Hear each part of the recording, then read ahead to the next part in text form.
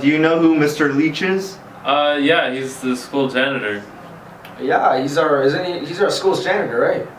I don't know Mr. Leach too well, but every time I see him, I'll say, "Hey, Mr. Leach," and he'll say, "Hey, how you going? How you doing, bud?" Maybe twice a week I'll say hi to him. He's usually the one who approaches me. He says hi, so that's nice. He's a nice guy. So I met him this year. I see him, I'm going to say sort of every day for a little bit. I don't know him personally outside of school. Just getting to know him as a colleague. Miss Hunt Gibbons, who's our previous principal, had a chance to ask her a little bit about Mr. Leach, and I heard great things about him. Hard worker, gets things done whenever you need it done, and works has been here for a number of years, working tirelessly for the school. Every school needs at least one person to keep it going. Janitors, custodians, and caretakers work tirelessly behind the scenes of our schools, keeping them clean and keeping them working. At Oakville Trafalgar High School, our caretaker is a man named Rick Leach, who has been working at OT for longer than most people know, and does much more for OT than most people think. We talked with our principal, Mr. Phillips, as well as our teacher, Mr. D'Alessio, to learn more about his role. Well, he's always solving problems. Like if there's no heat in a classroom, he's got to be the one that has to try to adjust it. Lights, electricity, it's not just cleaning the school. We think of a custodial job as being more about sort of the garbage or the mess, but it's the operational side of the building, so that our heating and air conditioning plant works. And so I know nothing about any of those things. And so if there's an issue where a room is too hot or a room is too cold when the weather gets better, he's the guy we go to for all of those issues. It seems clear that our school caretaker isn't just cleaning up hallways or throwing out garbage. He's doing much more. We went to Mr. Leach's office to talk to him, first about how he originally came to OT. I chose not to go to school. In my days, if you didn't go to school, you got a job. It's different now, you guys. You guys got to finish high school and you got to do college. My day. And what I did is, I was 24 years old, and I put an application. The school board phoned me and said, "Do you plan to go back to school?" Because if you do, because you had to be in school for 4 years, I wouldn't even got this job now. I had to go back and finish high school on my own. I worked apprentice mechanic for a year. It wasn't my thing. Then I built chainsaws. Actually, the last job I had I built chainsaws. I used to work for a place called Dessa, and I used to rebuild chainsaws. And they offered me the service manager's job in Rexdale. And it was too far to go, and then this came up in the paper, and my dad was actually said to me, benefits is a big thing, take the job and work part-time.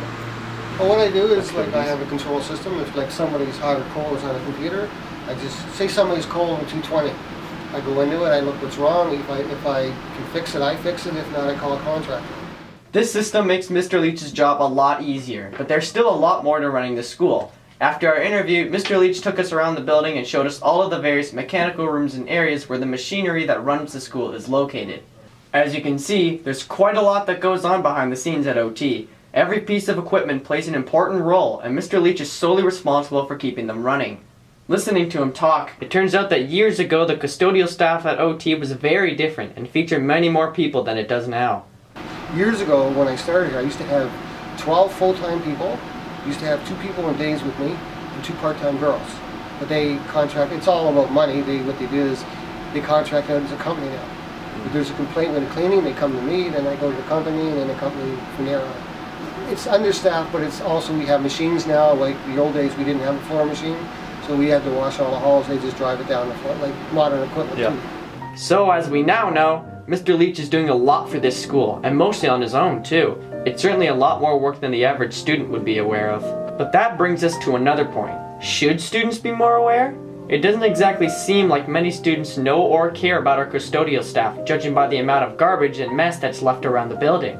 And even excluding that, there's still very little knowledge about Mr. Leach's work from students in general. This begs the question, is the work of Mr. Leach and other custodians underappreciated? Oh, totally. Every day, you'll see spills, countless spills every day, and people are just like, "Oh yeah, we'll just get Mr. Leach to clean it up." I guess what goes on a student's head is they don't care to throw stuff on the ground, and then they'll just expect someone to clean it up. I mean, you see Mr. Leach in the cafeteria, so you see him cleaning there, you might see him in the halls. But, students, when they're in their classes, when you're in biology, you're not aware of what he's doing.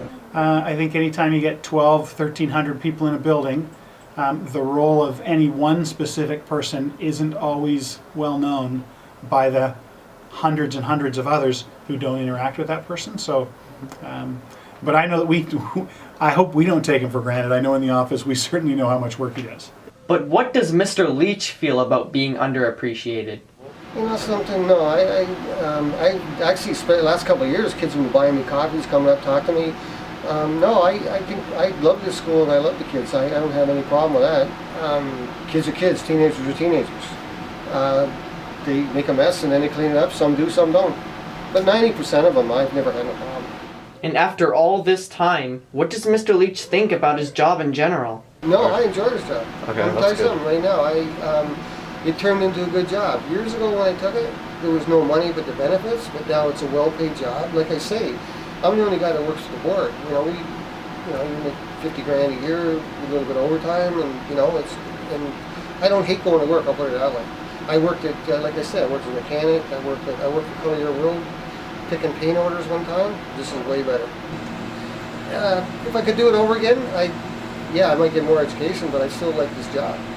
Is that the same advice for your students right now? Well, you guys stay in school, enjoy school as long as you can. I didn't take the benefits of going to school. I played a lot of hockey and sports now, but I just, for some, what it is that I'm not making excuses. I mean, I don't know how far this goes, but when I was 15, my mother had a stroke. She was 30 years old. And I was 15 on my own. Who goes to school, right? Didn't have to. I wouldn't listen to anybody. My dad was working afternoons. I had 2 older brothers and left. So basically, I've been on my own since I was 15. So, you make mistakes, right? And one mistake was not staying in school. But I lucked out. I got a good job. So as you can see, Mr. Leach is very positive about his job, and is really a positive man in general. People may not always know what he does, but he doesn't seem to mind. But this great positivity from Mr. Leach isn't just shown at work, but in all aspects of his life, where his positivity turns to kindness towards others. As we learned from him during our interview, Mr. Leach is a foster parent, and has been for some time. Well, what we did is I have what it is we've been doing it for about 20 years. I got probably 20 kids that go into our house. I have a 14-year-old boy that I adopted because we got him when he was 8 months old. We were supposed to have him for the week. What it is, we're emergency foster home, right? What they do is when something happens, they would call us and we'd take a kid. Well, I had Nikki, Patricia, they're 20, 21. She stayed 1, 6 years, 4 years. And Peter, he was 8 months old when we got him. What happened was we had him for a year and they're going to send him to Newfoundland to his grandparents. Couldn't read or write. We hired a lawyer, took it to court, and we won it, and now I adopted him. So I have 2 girls. I have a daughter, 30, 25-year-old daughter, and a 14-year-old boy.